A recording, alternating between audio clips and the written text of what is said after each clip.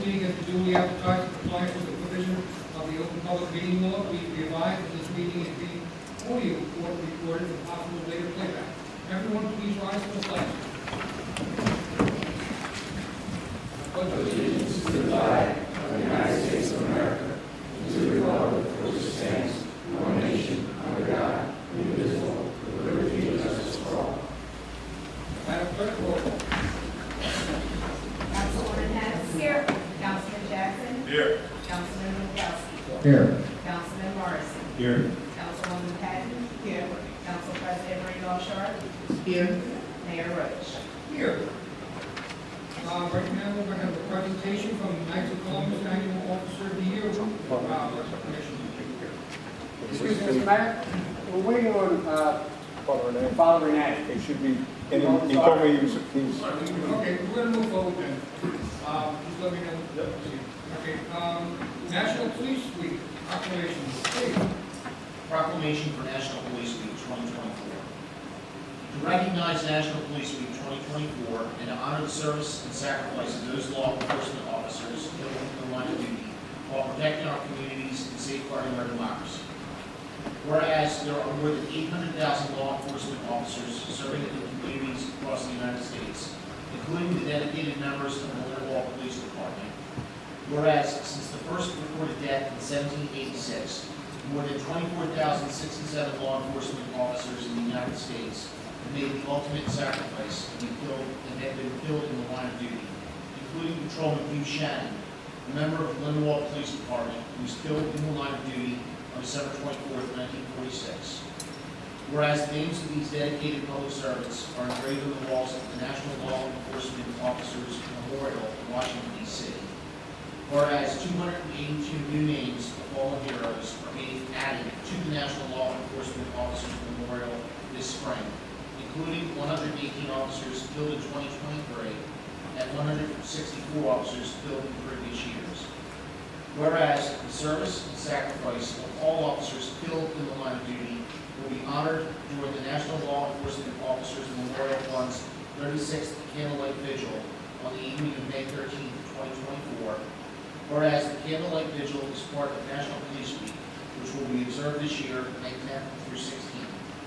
Whereas May 15th is designated as Peace Officers Memorial Day in honor of all fallen officers and their families, and U.S. flags should be flown at half-staff. Therefore, be it resolved that the Borough of Lindenwold will observe May 10th through the 16th, 2024 as National Police Week, and publicly salutes the service of law enforcement officers in our community and in communities across the nation. Thank you, gentlemen. We're ready for the presentation. Okay, at this time we're going to do the Knights of Columbus Annual Officer of the Year recognition. Call Matt Crew, the Knights of Columbus, Father Renee Canales, pastor of Our Lady of Guadalupe Church, and Officer Tom Mallett, who's going to be recognized tonight for Officer of the Year. Thank you, Mr. Mayor. Thank you, Board, for allowing me time to come and recognize Patrolman Mallett. We do this every year, and it's something we look forward to doing. Not only to foster the relationship between the Knights of Columbus here in Lindenwold and the Lindenwold Police Department, but also the relationship between Our Lady of Guadalupe Parish and the Police Department. Because you're such an integral part of our parish community as we are of yours. Patrolman Mallett was selected as this year's Police Officer of the Year based on his community service, his work ethic, his accepting leadership positions in the absence of leaders. To me, spending 33 years in the Army, retiring, that is an ideal soldier right there you have. So, on behalf of the Nativity Council, Knights of Columbus, and Our Lady of Guadalupe Parish, I'd like to recognize you with the Patrolman of the Year.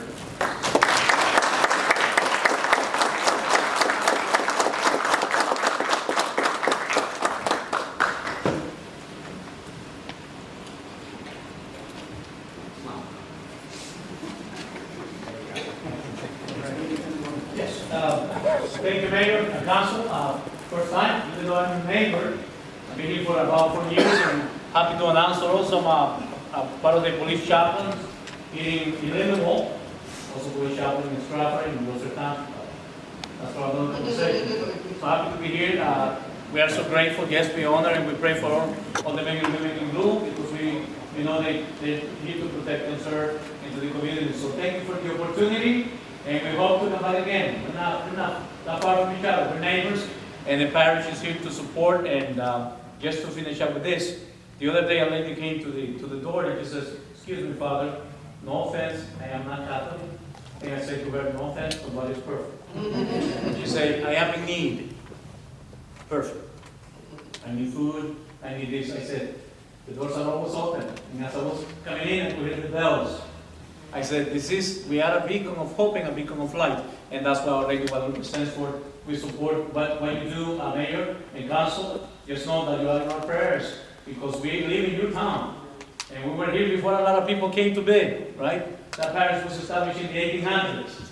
Long before us, we came in Lindenwold. But it remains there, and we continue to be part of the mission. So know that we are a resource to you. We continue to pray for you in the council, because you will have to enact laws, and especially pray for the police force, and in conjunction with the Knights of Columbus. Know that you are in our prayers, and whatever happens here, we would like to know, we would like to hear it, because it comes back to us. So thank you for your prayers, and thank you for your support. Once again, we are grateful. May God continue to bless, and may St. Michael continue to bless you and protect you. Amen. Thank you so much again.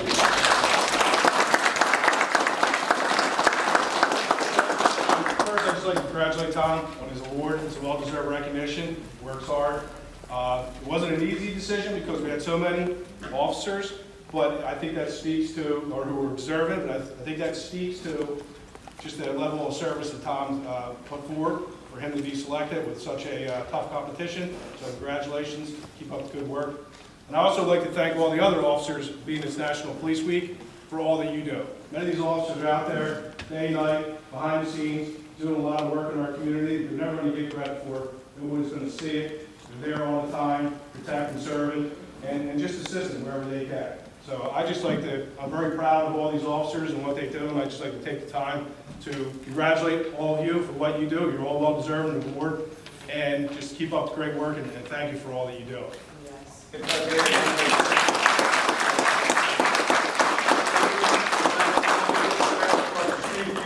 We also support a Boy Scout troop and a Girl Scout troop, and your officers have been invaluable to both the Boy Scouts and the Girl Scouts there. Whether it's just stopping by when they're having a meeting and checking on them and saying hello, to perhaps getting a free box of cookies here or there. I don't know. I can't confirm or deny that. But again, having that presence to our youth, which is our future. Thank you. Thank you. And one last thing, as Father Renee had spoken about, he's a police chaplain. We have a chaplaincy program for the Lindenwold Police Department. Also, one of our chaplains is here as well, Mrs. Dixon. So we have several chaplains who take part in that. And they provide an extra level of service to the community, kind of a softer edge. You go out there, and for those folks who are really on hard times and have gone through traumatic events, our chaplains go out in the middle of the night, speak with them, assist them, help them in any way they can. So we really appreciate the service our chaplains provide to our community as well. I just like to publicly thank Father Renee and Mrs. Dixon for all they do, and all the other chaplains as well.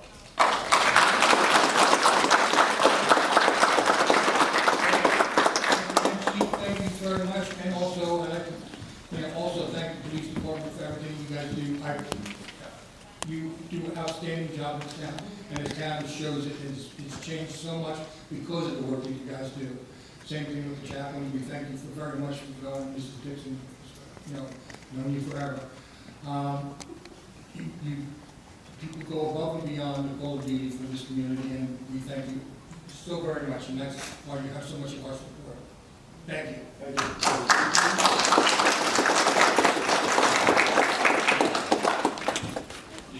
Do you want to take any pictures or anything that you want for 5 minutes? Or? You guys want to get any more pictures or anything? Come on, that doesn't want more. Julie, do you want to Take a 5 minute recess. Are you going to take off? Picture. All right, take a picture. Come on. Come on, just one more.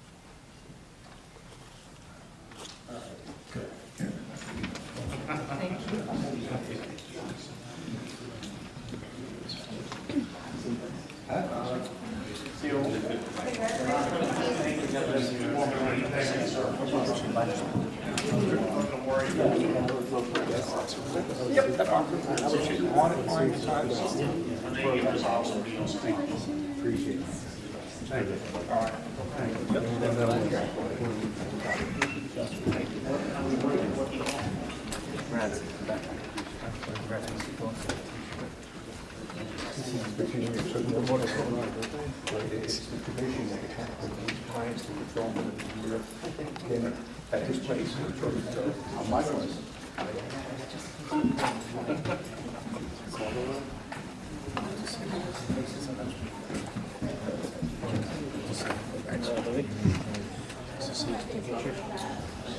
That's a kid. Good. Where's she going? She's still, she probably looks like he's not.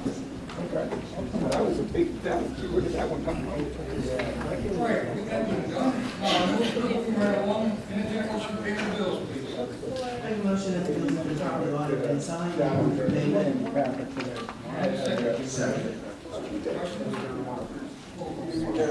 Councilwoman Hess. Yes. Councilman Linkoski. Yes. Councilman Jackson. Yes. Councilman Morris. Yes. Councilwoman Patton. Yes. Council President Randolph Sharp. Yes. Following reports have been filed are available in the respective offices for review only, including the minutes, tax collector's report, sewer report, treasurer's report, engineer's report. Second reading, ordinance 2024-07, total ordinance for year 2024.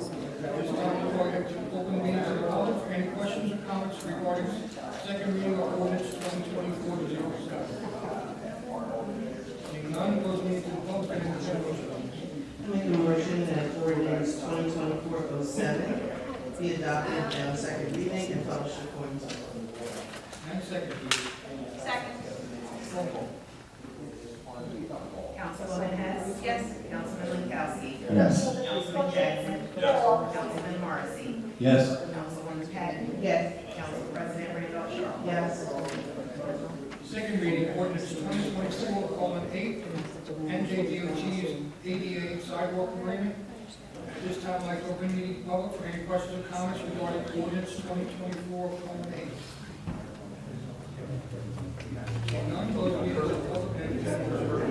Make a motion for ordinance 20 and second reading of ordinance 2024-8 be adopted as read on second reading and published according to law. Councilwoman Hess. Yes. Councilman Linkoski. Yes. Councilman Jackson. Yes. Councilman Morrissey. Yes. Councilwoman Patton. Yes. Council President Randolph Sharp. Yes. First reading, ordinance 2024:9, privately owned salt storage ordinance. Entertain a motion. Make a motion that ordinance 2024-9 privately owned salt storage ordinance be adopted as read on first reading, published according to law, posted in the Borough Hall, with the second reading being held at our next regularly scheduled meeting. And second, please. Second. Questions? Roll call. Councilwoman Hess. Yes. Councilman Linkoski. Yes. Councilman Jackson. Yes. Councilman Morrissey. Yes. Councilwoman Patton. Yes. Council President Randolph Sharp. Yes. First reading, ordinance 2024:10. Amend section 250-7F of multiple inspection. Multiple inspection. I'm sorry.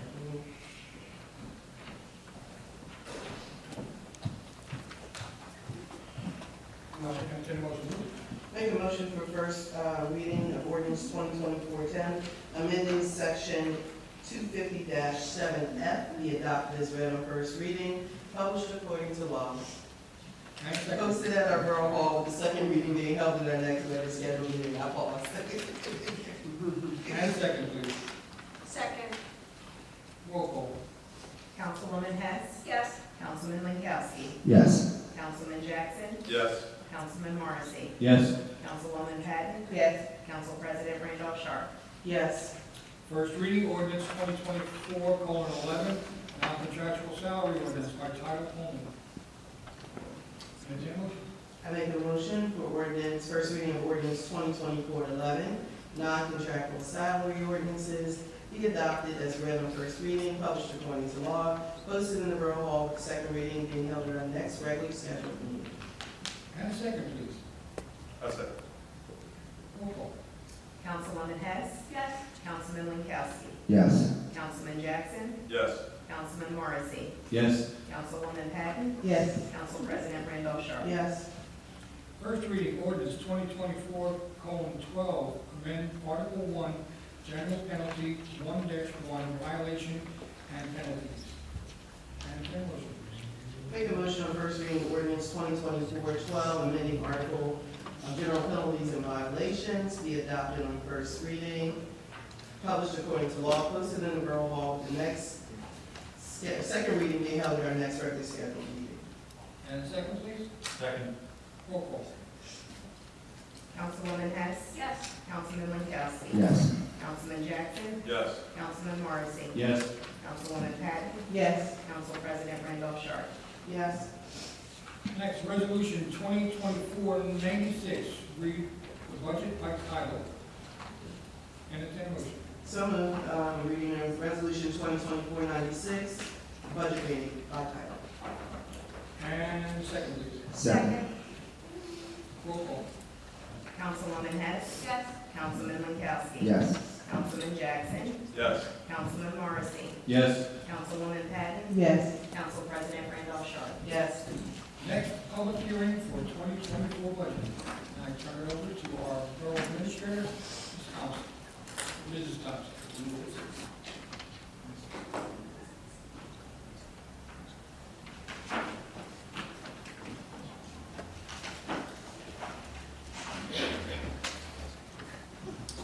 Good evening and welcome to our 2024 municipal budget public hearing.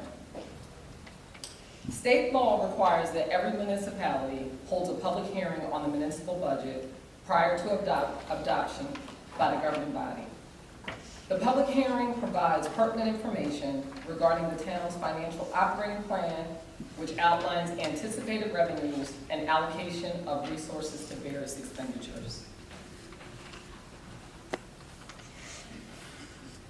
This evening's budget presentation will include a 2023 financial highlights, 2024 municipal budget at a glance, which will include the general fund as well as the sewer utility fund, an overview of capital, grant applications, and American Rescue Plan ARP funded projects, as well as future budget strategies.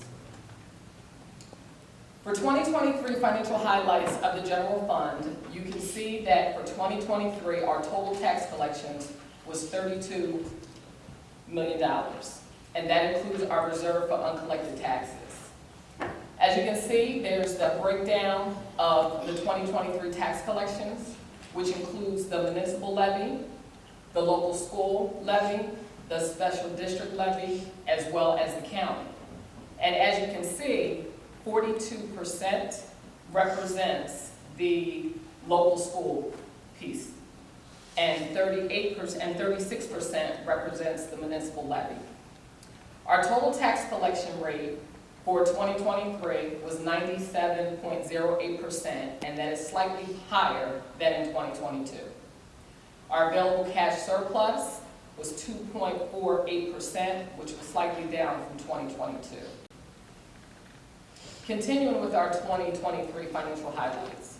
As you can see, the allocation of county taxes, which was $5.7 million, is broken down into 4 categories. General county, the county library, county open space, as well as added and omitted taxes. Our 2023 financial highlights for the sewer utility fund. Our 2023 total sewer fee collections was $1.8 million, and that was up 10.6% from 2022. Our sewer utility was self-liquidating, and that means it was funded by our users, and that is your user fees. That's the consumer sewer fees, was enough to cover all of the expenses for our sewer utility. The available cash surplus was up 17.5% from 2022. Moving to our 2024 budget at a glance. You've often heard the term cap. Well, there are two statutory budget cap calculations required for all municipal and county budgets. The first is the tax levy cap, and that's 2%. The maximum permitted to be raised, as you can see, is $11.5 million. The amount to be raised, which is the local tax, is $11 million. And that leaves a remaining excess of $477.5 thousand. That amount can be banked, and what that means is that we can carry that over into the next budget year. Now, this just represents the 2024 piece. However, there was banked from prior years.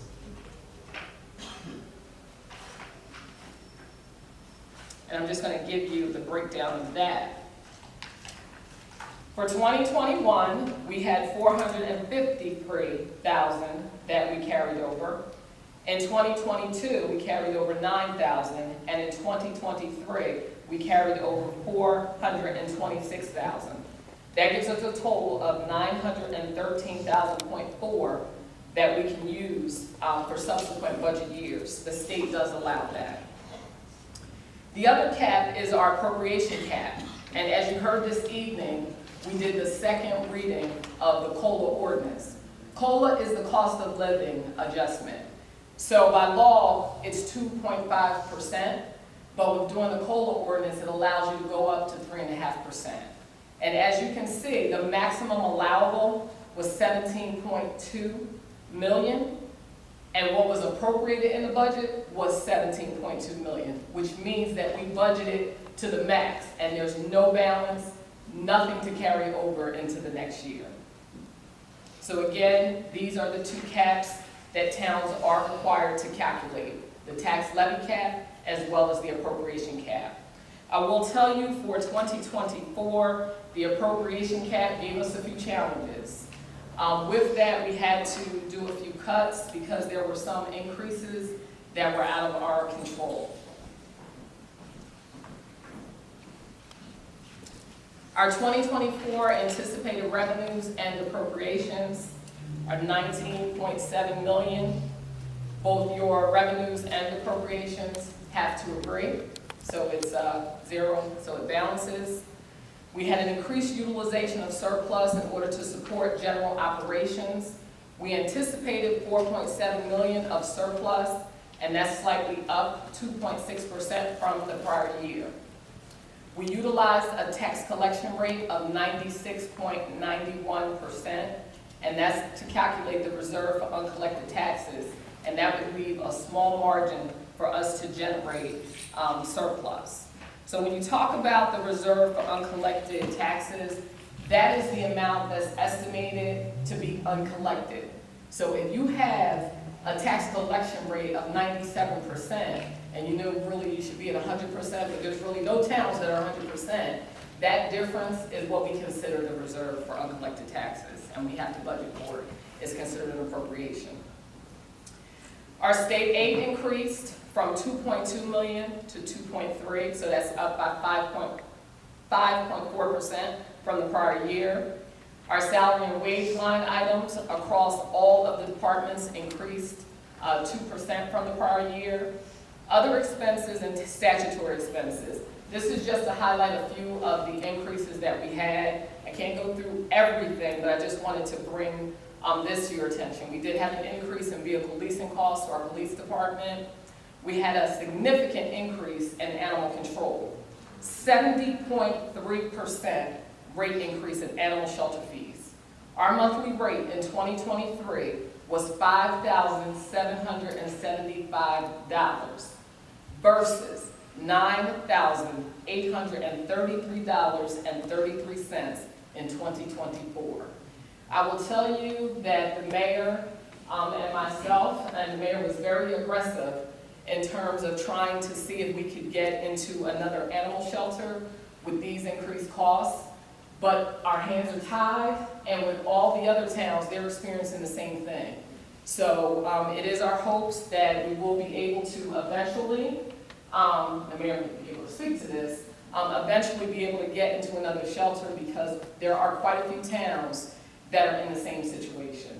So definitely wanted to bring that to your attention, that that was a cost that was just totally out of our control. Pension obligations are up by 14.6%, and that is combined with our police, our public employee retirement system, as well as our police and fire retirement system. We had an increase of over 8% in health insurance costs, but based on a $19.7 million budget for 2024, the 2% levy cap has been met, as well as the appropriation cap that I showed you on a previous slide. Our local projected tax rate of 1.714 equates to a tax increase of 2 cents. This is just a budget summary of information, just gives you the breakdown of our total assessed valuation, which we call our ratables, what our total local municipal tax levy is, what the municipal tax rate is, as well as the revenues and appropriations that you can see tied, and then they balance. Both the revenues and appropriations are the same.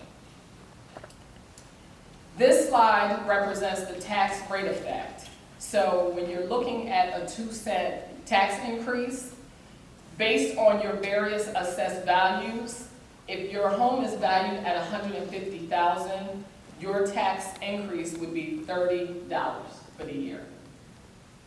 And that's just based on the municipal piece. Because as I showed in a previous slide, our taxes include, and your tax bill doesn't just include the municipal piece, it includes the school, it includes the county, it includes the special district, as well as the library tax. And special. Yeah, that's the fire district. Right, so the special district is the fire district. Our anticipated revenues over a 5-year period. These are sources of revenues that support the municipal budget. As you can see, the breakdown is surplus anticipated, miscellaneous local revenues, state aid revenues, uniform construction code fees, other special items, receipts from delinquent taxes, and the amount to be raised. And that is the municipal tax levy. So anytime you hear the term amount to be raised, that is your local municipal tax levy. Just going back to the library, that is the county library system, Yes. and not our local library system. Yes, Councilman Sharp. So just to give you a breakdown and a pictorial of our anticipated general revenues, you can see from the pie chart that the amount to be raised is the largest piece, and that is the municipal tax levy. That's what is raised by you all in your taxes. So it's 55.9% makes up the bulk of the general revenues for the town, followed by surplus anticipated. So anytime we put a surplus into the budget to support it, that too is a revenue. Percentage of tax collection. So as you can see here, there's an 8-year trend of where our tax collection rate has been. And for 2023, which we use in order to calculate the reserve for uncollected taxes for 2024, was 97.08%. So that means that we had collections from all of our residents of 97.08%.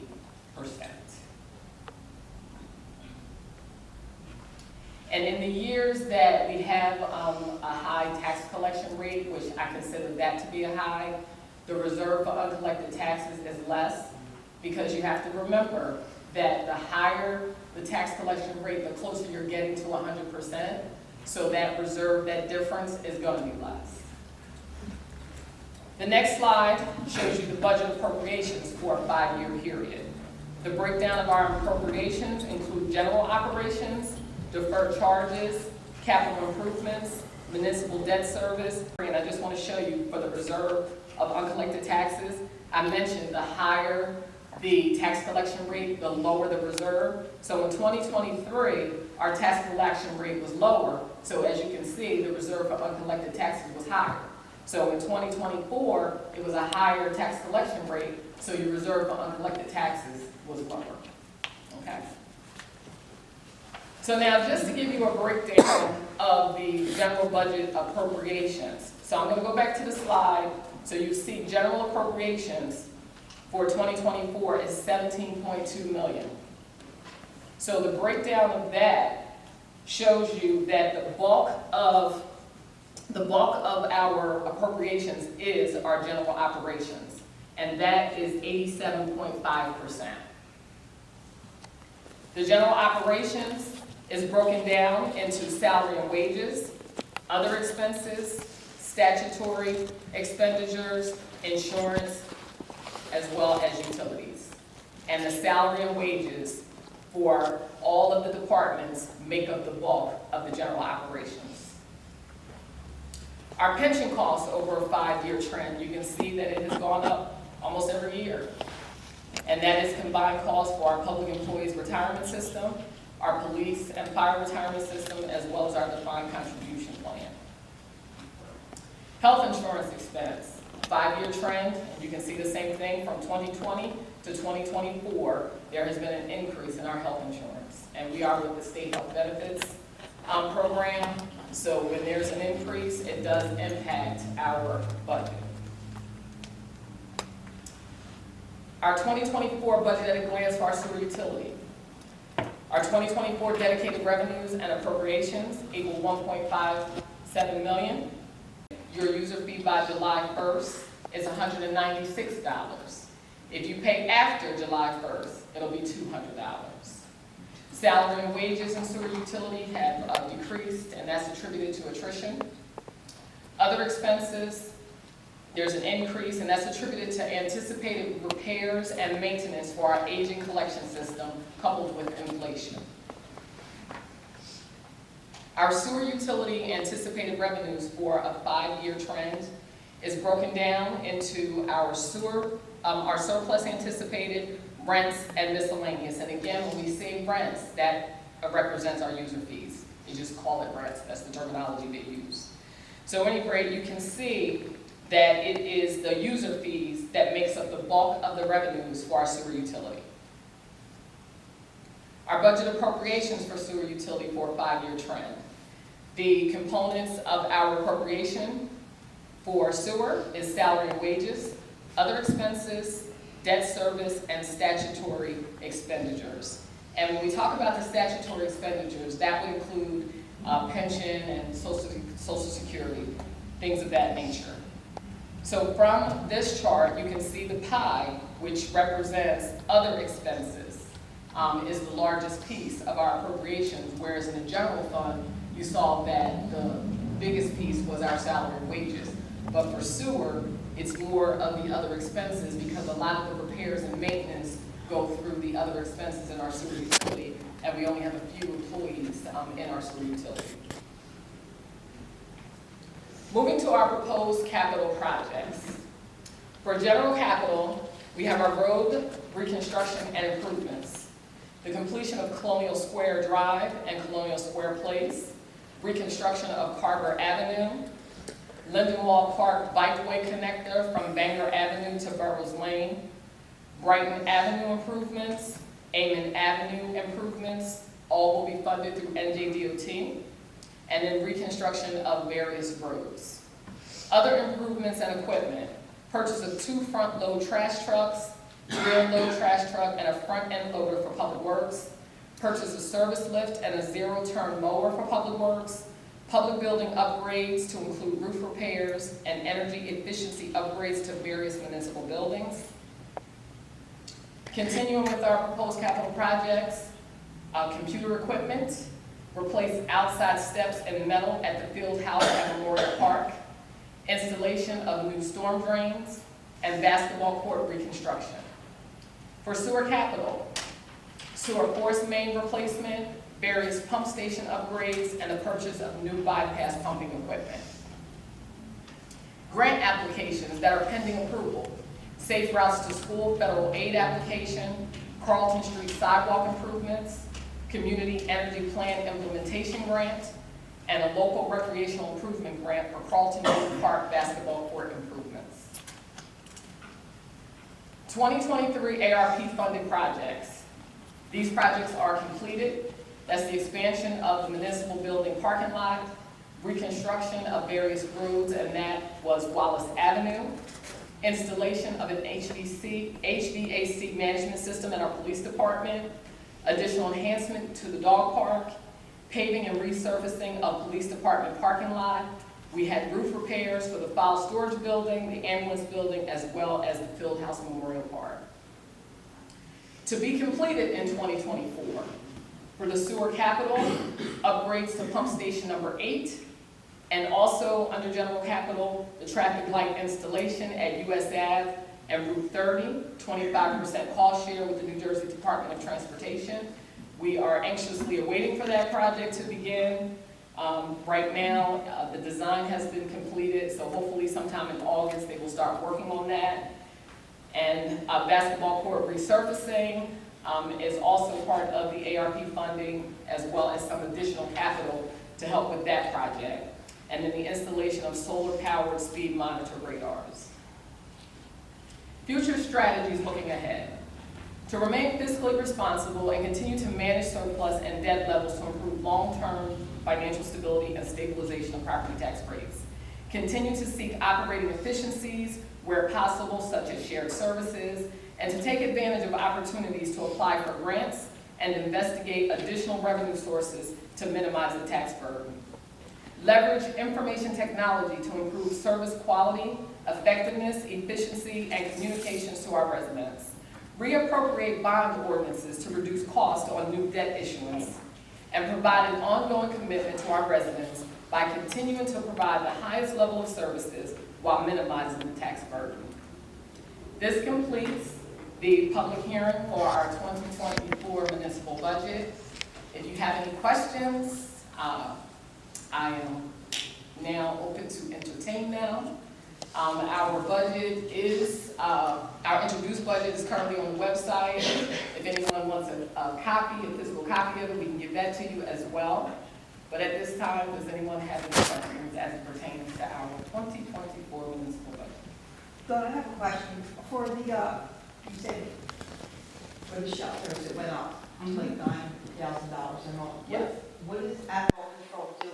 Like, what does that entail? Well, animal control takes them there. So you're taking people just calling for stray animals?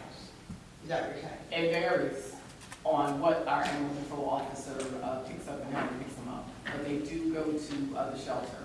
In the beginning of the year, we were not able to send them there, or the animal control officer was not able to take them there because we hadn't signed the contract, because we were refusing to sign the contract. We were protesting because of the cost, but we had no choice. So is this wildlife or is this domestic?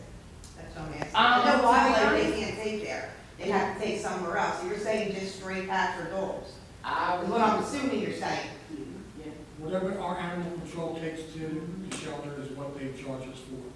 Plus, now this is the part I have a very big problem with, and this is the part that I brought to the county and was yelling and screaming at the county for.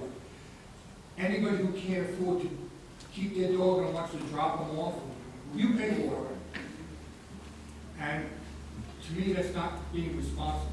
And that's on top The borough of it. pays. The borough pays. So you're saying the person themselves is paying for things. If the, You're not paying for somebody to drop off, right? yes. Yeah. If somebody drops off an animal at the shelter and they can't afford to pay for it to be dropped off, they still accept the animal and they bill the Lindenwold residents. And that's on top, and that's on top of the monthly We fee. have a really bad cat problem in Lindenwold. I mean, it's massive.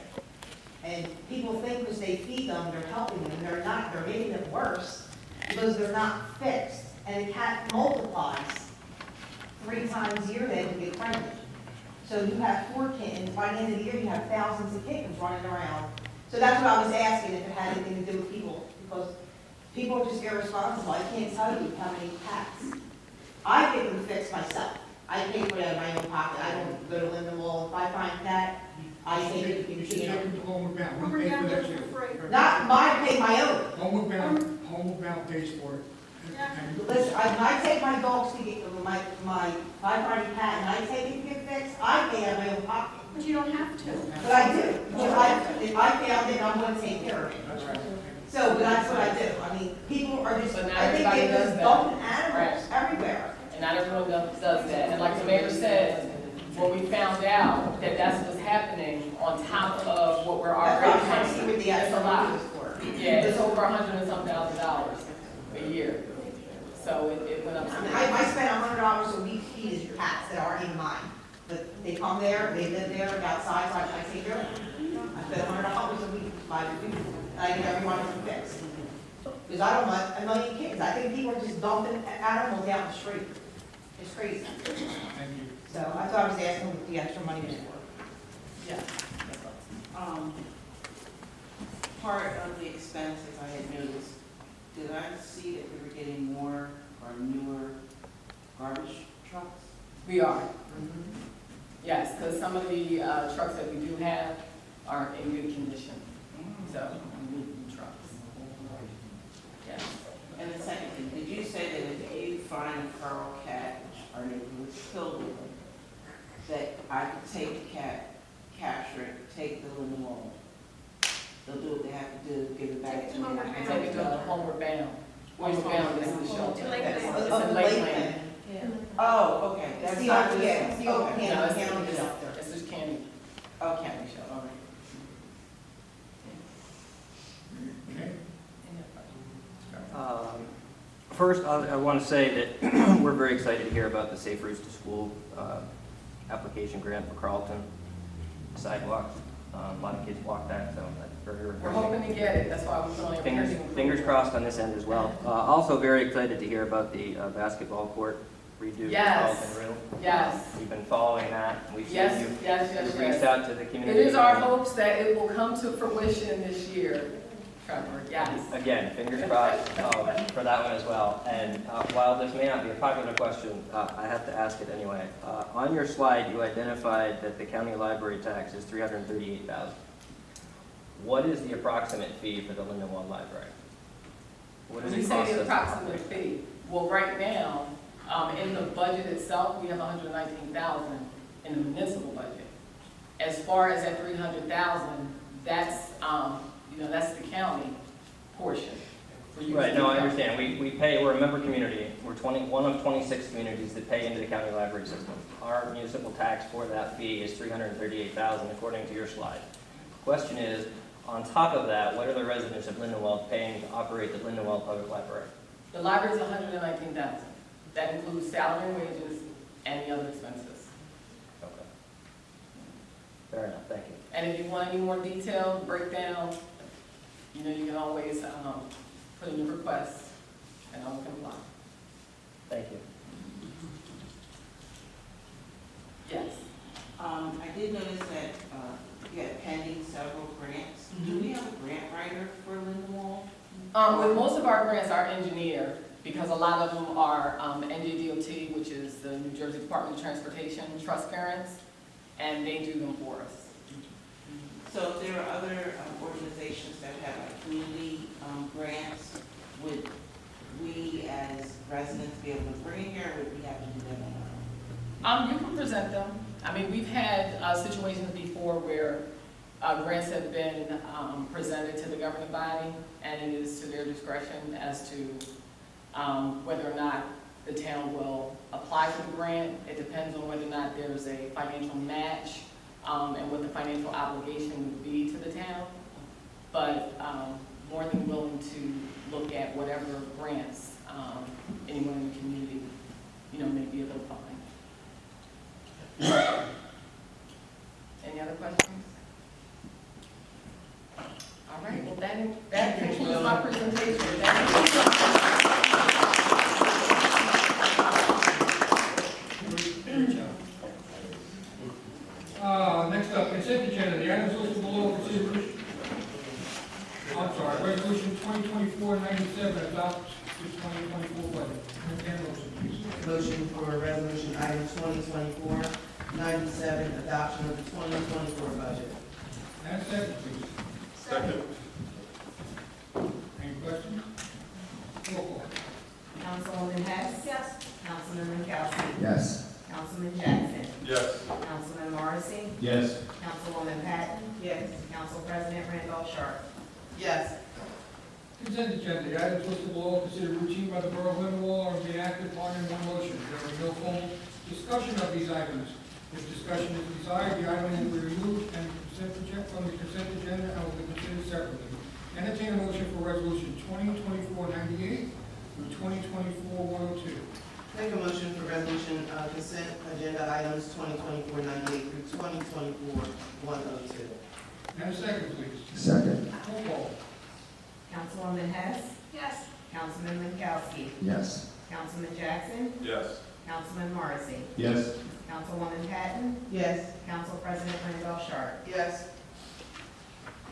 Entertain a motion for resolution 2024-103, please. Make a motion. I'm sorry. Resolution which would authorize the borough to enter into a shared service agreement with Cherry Hill Township for the purposes of sharing a tax collector. Entertain a motion, please. Make a motion for resolution consent, agenda item 103, 2024-103. And a second, please. Second. Questions? Roll call. Councilwoman Hess. Yes. Councilman Minkowski. Yes. Councilman Jackson. Yes. Councilman Morrissey. Yes. Councilwoman Patton. Yes. Council President Randolph Sharp. Yes. Next, resolution 2024-104, Councilman. Resolution authorizing the borough to hire the services of a trash consultant for the purposes of auditing the borough's solid waste services. Entertain a motion, please. Make a motion for resolution item 2024-104. And a second, please. Second. Questions? Roll call. Councilwoman Hess. Yes. Councilman Minkowski. Yes. Councilman Jackson. Yes. Councilman Morrissey. Yes. Councilwoman Patton. Yes. Council President Randolph Sharp. Yes. And last but not least, 2024-105, Councilman. Resolution authorizing the borough of Lindenwold to enter into a shared services agreement with Camden County for the purposes of street sweeping services. Entertain a motion, please. Make a motion for resolution item 105, 2024-105, street cleaning, Street sweeping services. street cleaning services with the county. And a second, please. Second. Questions? Roll call. Councilwoman Hess. Yes. Councilman Minkowski. Yes. Councilman Jackson. Yes. Councilman Morrissey. Yes. Councilwoman Patton. Yes. Council President Randolph Sharp. Yes. This time I'll open to council, Councilman Morrison. Thank you, Mayor. Fire Department, Fire Commission, they responded to 67 calls last month. There is main things of note that happened. They passed a resolution to actually start bidding out the bond for the firehouse. They hope to have bids in by August. And they also submitted the paperwork to move the fire district election from February to November. That's part of the general election. Since they've already had an election this year, this wouldn't take effect until 2025. And this will save them quite a bit of money by combining it with the general election. They submitted a joint application with another department for 40 portable radios. Free smoke alarms are still available for homeowners, which need to contact their office. And the Fire Commission meetings are public meetings. They're held on the third Monday of each month at 7:30 p.m. at the Scott Avenue Station, 4th and Scott. Next meeting is May 20th. We also have a couple of other brief notes. This Saturday, the South Jersey Land and Water Trust is sponsoring a community cleanup at Kirkwood Lake. Saturday, May 11th, from 10 to 12 noon, meeting at the end of Pine Lawn Avenue on Berlin Road. The Spectre Care Foundation, which runs the Carlton Veterans Center, has announced their third annual fundraising gala, which is on September 12th. Anyone who's interested can see me. I'll be happy to give you information. Lindenwold Bike Share Drive is in effect. They give away bikes at the Police National Night Out. Last year they gave away over 50. They're hoping to get more, do more this year. And if you have an unused bicycle in any kind of condition, contact them and I can give you the information. And they will be happy to pick it up. If it's not repairable, they will use the parts for making other ones repairing other ones that are repairable.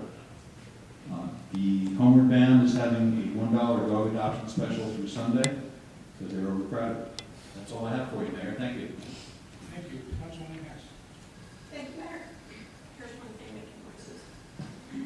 Lindenwold Police Department Activity Report, General Services call 2011, traffic accidents 40, community policing 76, traffic enforcement stops 279, criminal complaints issued by officers 51, traffic issues, summons issued by officers 146, criminal complaints issued by citizens 36, traffic summons issued by citizens 0, Detective Bureau investigations 64, respectfully submitted by Chief of Police Officer Party.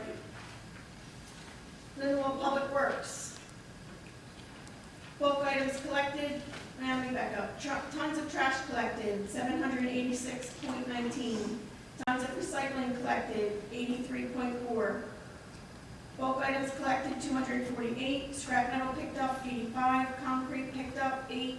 Stumps and locks picked up, 6. Number of accidents, 0. Number of injuries, 0.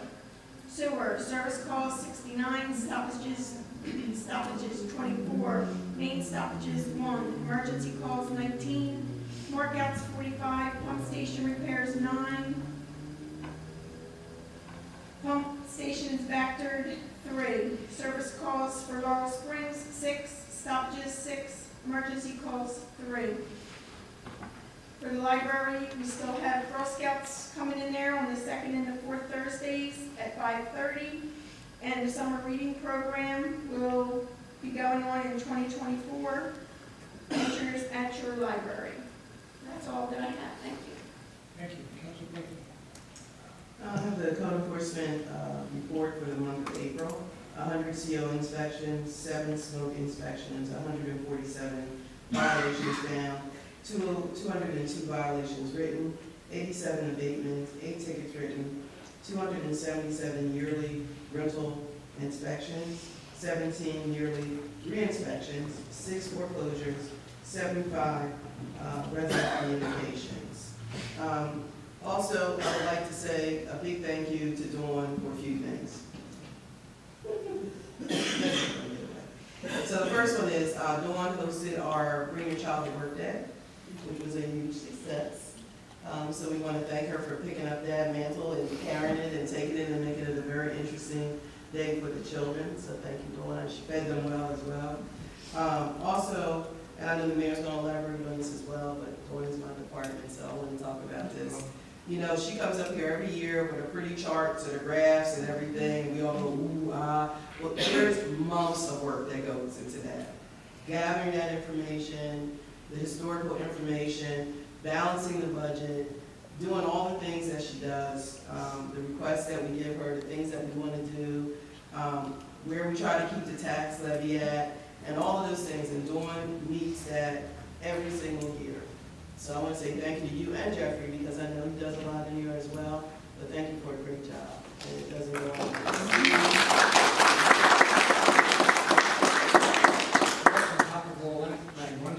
Yeah, oh yeah, and just another little small thing, right? She runs the borough from day to day. So you couldn't ask, listen, Dawn ain't going nowhere, okay? No, you're not retired. But she does a great job, and I just want to thank you on the record in front of everyone. A couple of other announcements to make. Our newsletter is in its first draft. We are still going to try to get it out before Memorial Day. That is our goal next week. So, look out for that as well. The county store in the Voorhees Mall, Voorhees Township Center, whatever it was called, the old Echelon Mall, is no longer there. There was a fire, a grease fire there a couple of weeks ago that caused heavy smoke damage, and because of that, the county made the made the decision to move the county store. So now it is located at 100 University Court in Blackwood. It is the same place where elections and archives are held. The phone number remains the same, 856-566-2920. And remember, before going out to the county store, you must call them. Everything is done by appointment only there. So I just wanted to get that information out to you. Councilman Jermaine Jackson was kind enough to let me share this information with you. I'm kind of going over into his group, his area somewhere, but I wanted to share this with you from the county. May is Mental Health Awareness Month. This is a good time to remember the importance of mental health as it impacts our well-being. Mental health conditions can affect anyone regardless of gender, age, ethnicity, or income level. The United States is facing an unprecedented mental health crisis among people of all ages and backgrounds, including young children and older adults. Nearly 1 out of every 5 experience anxiety, depression, or other mental health conditions in the last year. The good news is, today, mental health conditions are very treatable.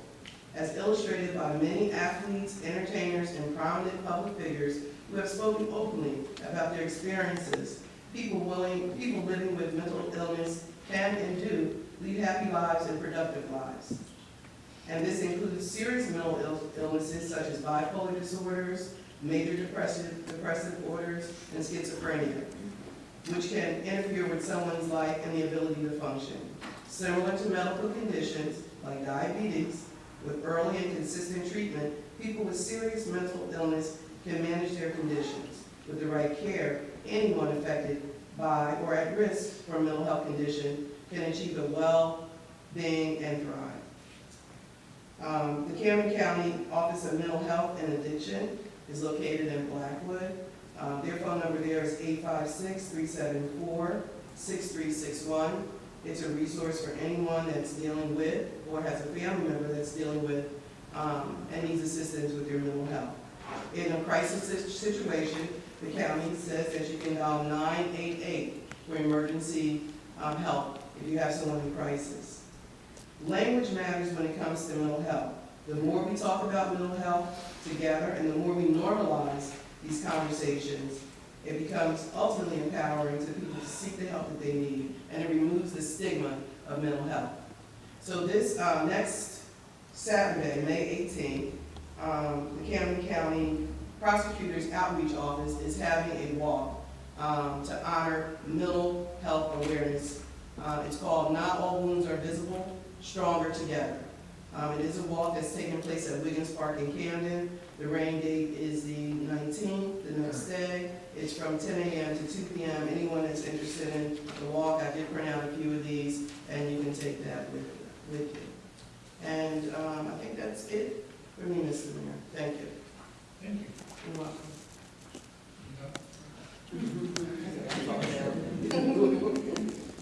Councilman Wadowski. Okay, thank you, Mayor. Yeah, I want to take the time to thank the Knights of Columbus for coming to present Officer Thomas along with that presentation. That's priceless when organizations like the Knights of Columbus and churches and everything come. It is May 15th, 2024. They went over their budget this year. Before we go to our budget, I just got to say, Dawn, that presentation was remarkable. We go to the back, we see how complicated the budget is, and for her to present it to everybody, that we all can understand it, it's remarkable. Thank you. They're budgeted, and it is going to be a flat tax this year. Also, we're lucky we have a good administrator here, Kathy Norton, and we're going to have a flat tax this year. And that, like you saw the pie chart, also, that's 40% of the general fund. They have a few issues.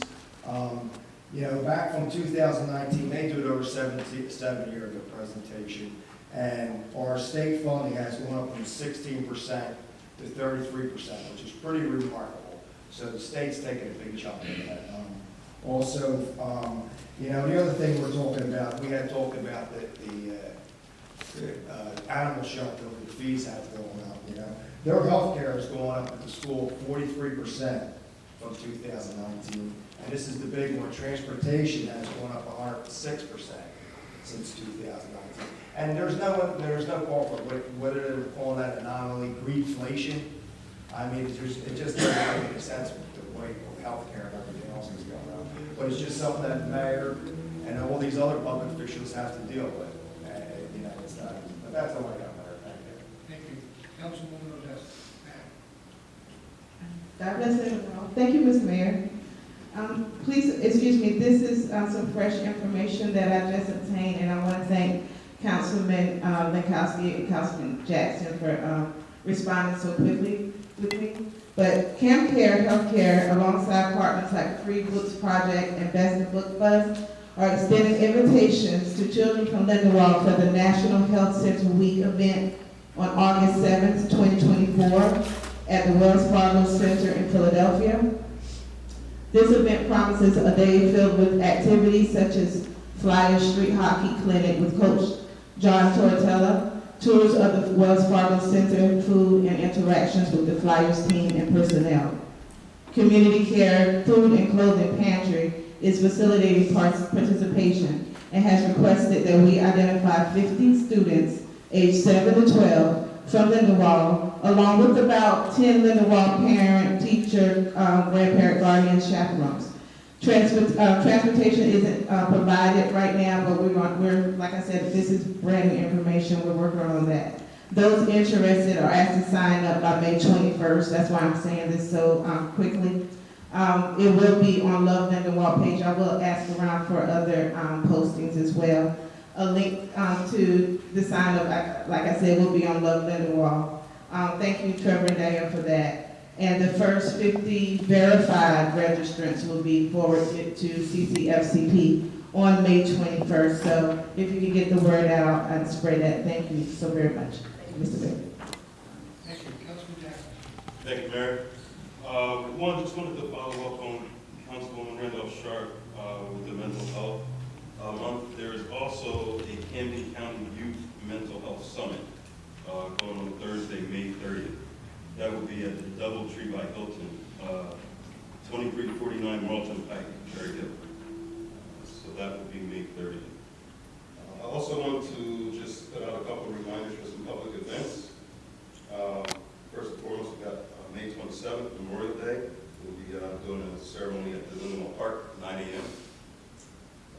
Also, a concert Friday, June 28th at 7 p.m. Will be the Tom Petty Tribute Band. And last but not least, June 12th, our next meeting here, our next council meeting, we will have a visitor, Jennifer Waite from Senior Citizens United. She will be doing a presentation here. So that would be very interesting for seniors and anyone in the community to come listen to what she has to say. She has a lot of good offers. And that's all I have. Thank you, sir. All right, this time I'll open the meeting to the public. Anyone from the public wishing to speak? Before I do that, I do have to make an apology. The last time I spoke about whether people can come to the door, I made a mistake. You can have religious and you can have political. Yeah, They can come to your door. right. Not solicitors. Not solicitors. Unless they're registered. So I do apologize for the misinformation. At this time, I'd like to open the meeting to the public. Anyone from the public wishing to speak, please come to the microphone. State your name and address for the record. Please do not forget to sign in before you leave. And please keep it to 5 minutes. Thank you. Tom Hill, 30 Columbia Avenue. I have three things on my mind. Is there any way to better utilize the nice electronic sign we have out front and put more information of things going on in town? Like either council meetings, town cleanups. I sat there one day, it has very limited stuff on it, and I seem to recall it used to have a lot more information before. It would be very helpful, because not everybody spends the time going online, checking everything all the time. It would just be beneficial to everybody. We have 2 other signs in town that are more up to date. Unfortunately, Nadine just, like last 2 weeks ago, just learned how to use the sign, because Debbie used to do it all. And Debbie didn't give very good specific information on how to run it. So she just learned, if you know something that's coming up in the town, that's a town-oriented event, please reach out to her, she'll get it on right away. Okay? Other thing, does Public Works have a regular schedule where they go around and clean sewer breaks? At the end of my street, it's been clogged up for probably 2 months now. Call. I didn't know if they had a program where they went around or whether I should just call. No, I would call in that situation. We just had, and I forgot to pat you guys on the back for Public Works. There was a situation over on Park Lake Boulevard. It was behind the pumping station or something. People were dumping back there, and somebody called it in and said that it looked like, it was really bad. Public Works was out there that next day and cleaned it all up in a matter of hours. It was done. So please, if you have an issue, don't hesitate to call. It may not happen that day, but it will happen very shortly after. Third and final is my favorite house in the neighborhood. I know we've had this discussion before, and I've been told that the police are doing everything they can. But it's affecting our, trying to think of the right way to say it, our lives. It's not that people don't feel safe to be in their yard. 2 weeks ago, my neighbor was trying to cut his backyard, and I literally had to go stand in his backyard with a stick, chasing the dogs away, so they didn't jump over the fence so he could cut his own backyard. At some point in time, we have to figure out something different than what we're doing, because what we're doing isn't working. The woman that all the charges are pressed against is due in court again the 15th of this month. If she doesn't show up, it just gets postponed to another month, and nothing's getting done. At some point in time, there has to be some way to make someone there responsible. We have to do something different. We keep doing the same thing, and we're getting the same results. So there's got to be some other solution to the problem. Pinch warrant. Absolutely. My recommendation is keep calling.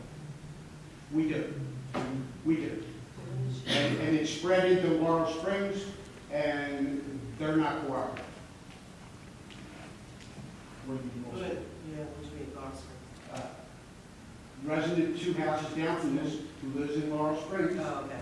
had the Laurel Springs police come around because the dogs got loose and came up on her porch while she was sitting out there. 96 years old, has a bunch of dogs come up on her porch.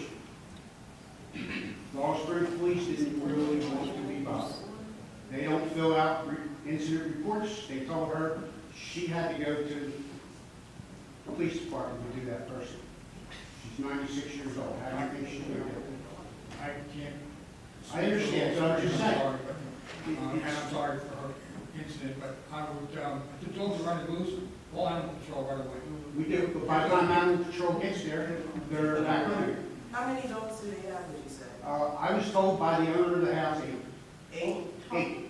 8. Hold on. If you can get pictures of it, nothing. I can show you the picture of it. At least 5. Hold on, everybody, quiet down, please. If you get pictures of them out running on the street, that's more ammunition for you. You give that to the police officer, he has to take a report. If you have proof that the animals were out on the street, and give it to animal control, and they can go to the front door and do something. You need proof. So they get back to time. So if I see a murder, I don't have a picture of it, it didn't happen. You see where I'm coming from? We're told, It's not the same. she was chased by 2 of the dogs while she's walking her One dog. person at a time. Let me finish first. Let me finish first. She was chased by several of the dogs while she's walking her dog. She walks with a cane. How is she supposed to take a picture of it? At some point in time, someone has to believe us that this is going on, right, and not ask for pictures. Mr. McGill, you know as well as I do, I believe everything you're telling me. But unfortunately, just like I've been told by the police, their hands are tied unless they actually physically see it. I will reach out to the chief again tomorrow and let him know that the issue continues to go on. And just like he told you, call every single time. They will continue to build up evidence. They will continue to do what they need to do. It wasn't until recently we were told that we need to ask to have an officer come to our house to fill out a report. We thought when we called, that was a report. And when I spoke to someone at the police station, they told me, oh, it just comes up as you had 6 police dog plates. That happens all the time, all around town. We want to do that. I'll reach out to the chief tomorrow. Something's got to change. It's affecting our quality of life. It's not fair to all of us. I'm just brainstorming here, I don't know what this is. So the dogs have to be registered, so is there any way we can send a letter to them? It says it's reported that you have so many dogs and check the registrations, and then maybe we can do something that route? Oh, yeah, I'll call. And have him check into it. Okay, so we're gonna check for the registrations, and maybe we can send a letter out there and go about the other way with the dog registrations and the number of dogs that they have here. Unfortunately, they're going to do just like they do with They don't care about. the court hearings, it does not show up or not enter. Well, the difference is when they get the registration, if they don't have the dogs registered, and they have more than 3 dogs, animal control will take. Yeah, that's a problem. They will be fined unbelievable amounts of money to get rid of the dogs. It happened to the people across the street from me, they started trying to breed dogs like you were talking about. That's what they stopped. Animal control was just there last Thursday, and they came away empty-handed again. What, I'm sorry, I didn't hear you. Animal control was at their house, along with Sergeant Vogt from the police department, and they came away with nothing accomplished. And April 17th, I'm walking down Hilllock with my little dog, and 2 pit bulls come running towards us. They are possibly this far away, barking, lunging, snapping. And fortunately, 2 neighbors came out and helped chase them away, and we did call the police, but of course, by the time the police got there, the dogs had gone home. Do they put them in the backyard, or are they in the house? I think they're getting loose from the backyard, but I can't do it. They just materialized. Okay.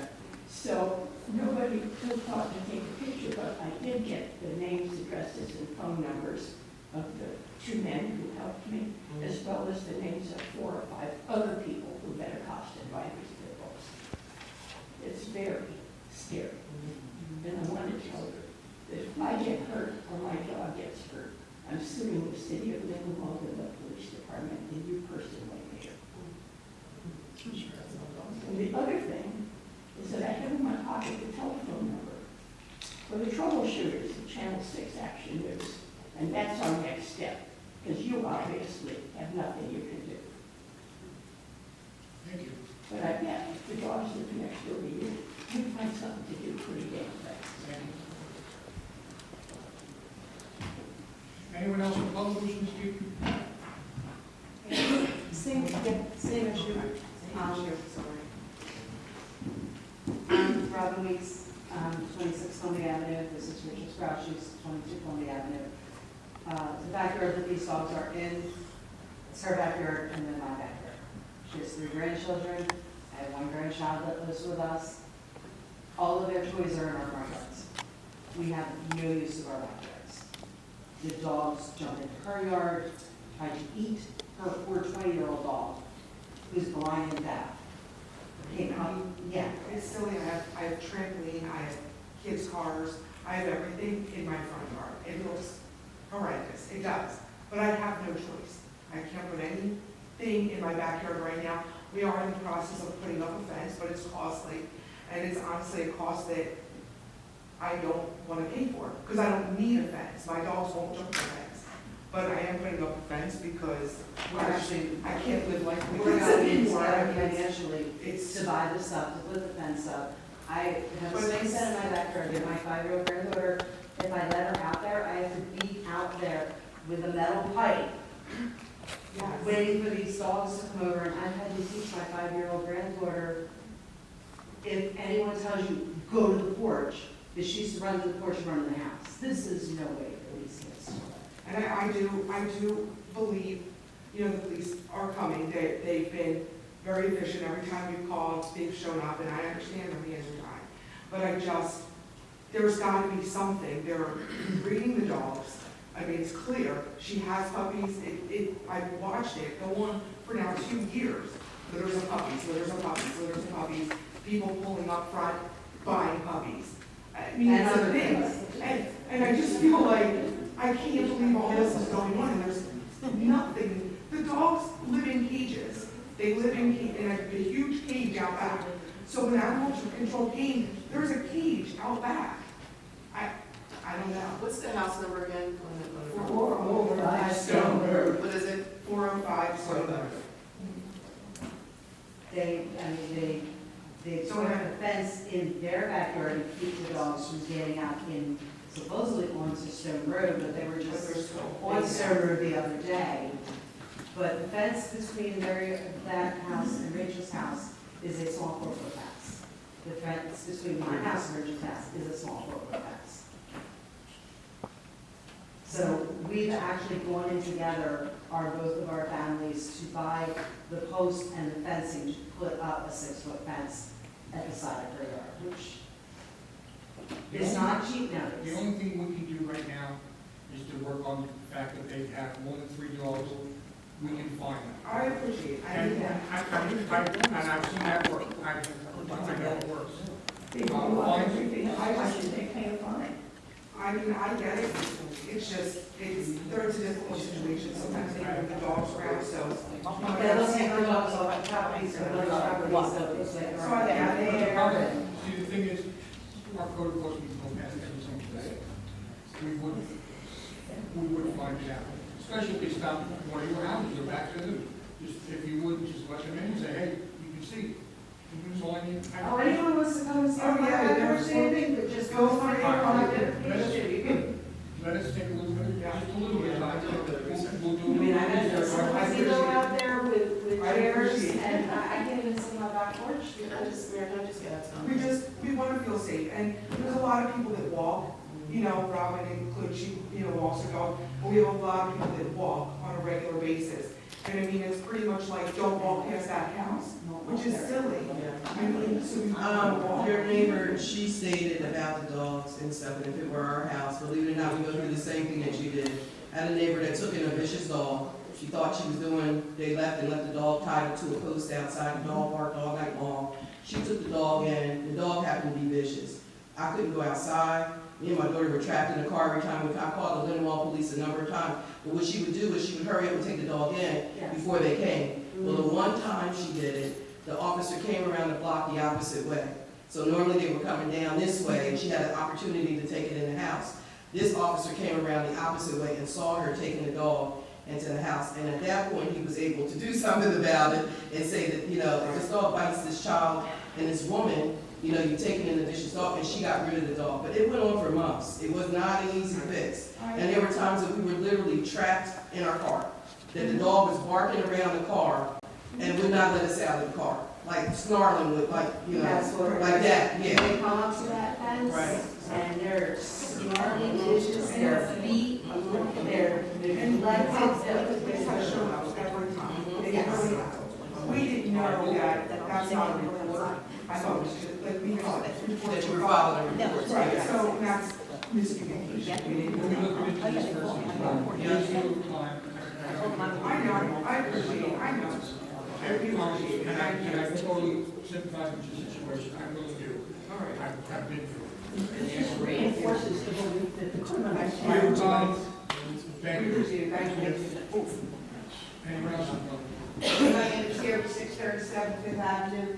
Mayor, this incident, they've been coming here quite a few times about this, which brings me back to 2017, when you guys came after me for my dogs, don't even go outside. Which I said you pick and choose who you go after. Because I had 6 little dogs that were under 10 pounds. And you told me I had to get rid of my dogs, and I told you I would move out of Lindenwold before I could get rid of my dogs. But they didn't go outside. They would only go in my yard and in the house. These people have been complaining about dogs, and you've done nothing now that they have over the limit. So why do you pick and choose who you go after when you do that? Like, you always come after me for every little thing. I know Cheryl helped me when I had dogs. Well, I only have 2 now because they've all passed away. But It brings me to the point, you don't do what you're supposed to do in this town.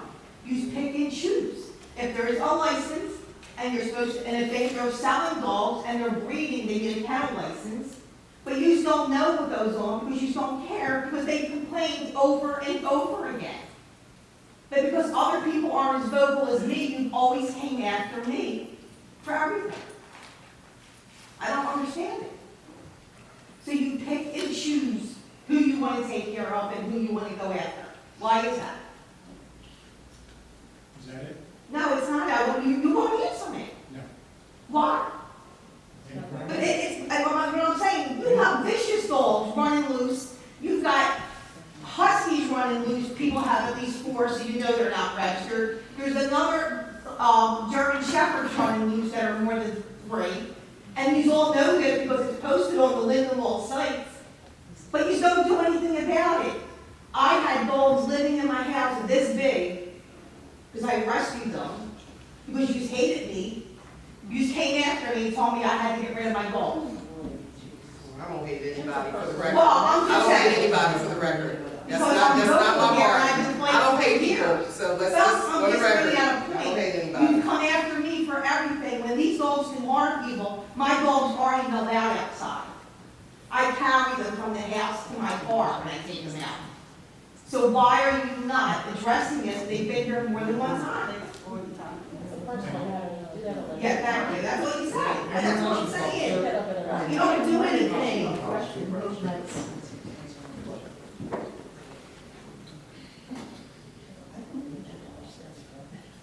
Anyway, Get it? we've been told by the police that this woman is issued a warrant every time the dogs get loose in their fence. And then she doesn't go to court, so they issue her another warrant. And she doesn't go to court, so they issue her another warrant. Is there any time after which it has to stop? And how many warrants can she get for? And you may not be able to answer. I do have an answer for you. Okay. You need to go to the 5th legislature, 6th legislature district, I'm sorry, I'm just doing 6th legislature district, thank you, for a second person, and you send it. Those are the ones who change what's going on. Right now, we can't enforce warrants. That's the law. It's the law? It's the law. Sir, I'm sorry, go ahead. Your name. You're exactly right. You're exactly right. Mr. Mayor, Council, Union, I'm going to preface what I have to say about this with, the state department that I currently do criminal zone for emergency and so I understand how fluid everything is on the criminal side of what you guys can listen to these department. We've obviously brought up the issues with the animals themselves, getting out all the issues, but it's not just that. I was going home from work the other day, 2:30 in the afternoon, and a female passed out inside the vehicle in front of her house, all the doors open. A person? And then there's a male in the passenger side of the vehicle, smoking methamphetamine or crack cocaine. They're lighting trash and furniture on fire in the backyards, burning things. The fire department responded to that, I was just 3 weeks ago, about that. So it's not just them with vicious animals doing things like that, there are compound issues where it's going to cause further issues for us in the street. They have large trees in their backyard, if they catch fire, break the house when they catch fire. And then we're next on the honor for that, not to mention the house is on similar to on top of them using narcotics in the middle of the day. I got to work at 2:30, it was 3 o'clock. And there's a female in the driver's seat of the car, door open, on a major roadway, passed out, and a male using drugs in that secret. Call the cops are not obviously dragged to the side before they get there. But it's not just vicious animals, they're doing other things that are going to further elaborate the issue with you guys. So I want to give you guys more information into what I'm seeing, because obviously they're not going to see everything that I out. Some of these people are retired, some of them work throughout the day, so they're not getting major traffic on the day like I am. Just to let you know, there's a gentleman who lives in the house. He owns the house. Yes. He has made it perfectly clear to the police that they don't want him. They don't want the police there. That they are his caretakers, and they have all the rights to do whatever they want in the house. That's what makes it difficult for us. Yeah, I'm aware, like I said. And like I said, I'll reach out to him tomorrow, and I'll just let him know that the concerns are still there, and I'm also gonna know the construction officer, gonna try to do both departments, get both of them to work together to get this thing clear. Right? Unfortunately, I know nobody's happy about it. I mean, there's nothing that I can. See, for him trying to take my dogs away. My dog's not even coming outside, he's an evening. Believe me, I've already. Because they saw my dog sitting in the window. I've been over there. I've lost my train of thought now, I'm sorry. I will reach out to somebody tomorrow. Just write your name and number down. Sorry. Thank you. Anyone else in public wishing to speak? We just want to know that we're being heard, and if there's something that we can be doing, If there's something more that we can be doing, there's something we want to help There's you. something police that Bring go it to each what you time. want me to do, what you guys to do, I'll let you know. I will reach out to you. Okay, and since Rachel and I are right there, like I said, if somebody else comes in my back porch, I'll bring in a stick.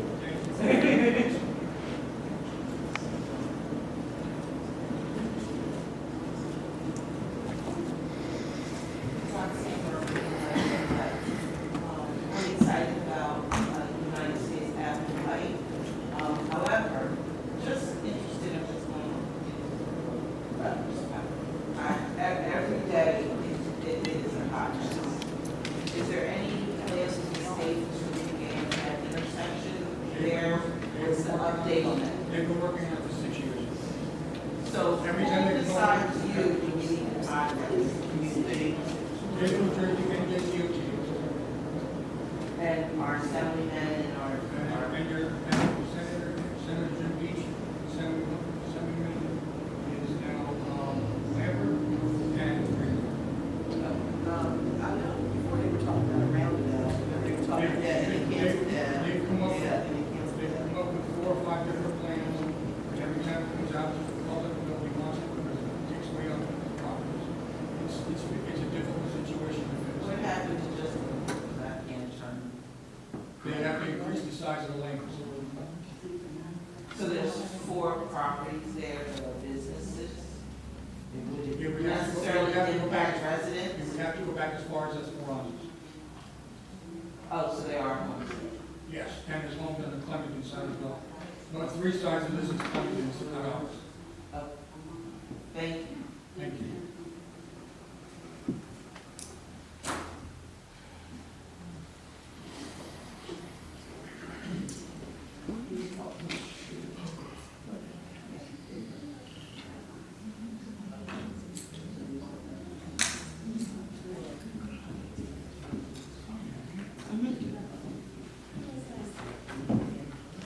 Good evening, guys. Trevor Shiley, 5 North Cross Ave. Mayor, first, thank you for clarifying that door-to-door solicitation thing. Appreciate that.